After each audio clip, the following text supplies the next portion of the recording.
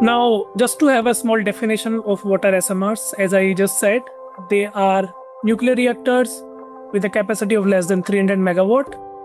And then there are several features of SMRs that we discuss here. So they have a very high application diversity. They can be used for only electricity production as well as coupled with heat generation. They have lower upfront cost than large nuclear power plants because we are not deploying a very gigawatt scale plant here. We are just restricting to 300 megawatt. They can be installed in offshore and underground locations.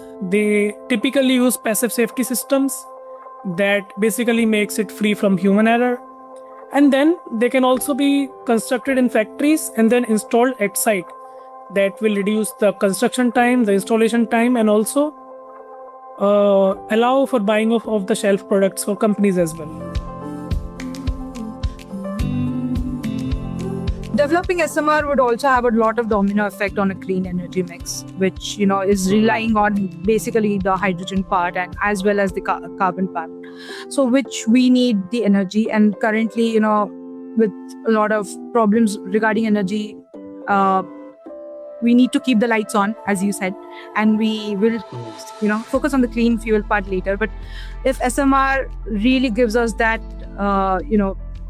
consistent decentralized energy, I think clean fuels will also have a chance to thrive as well.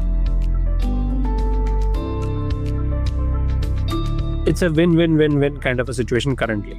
Okay, from where I sit and see this in terms of deployment decisions and the pace at which that people want to get moving with it. I think never before have I seen, at least in the last 10 years, so much of excitement around nuclear and small modular reactors.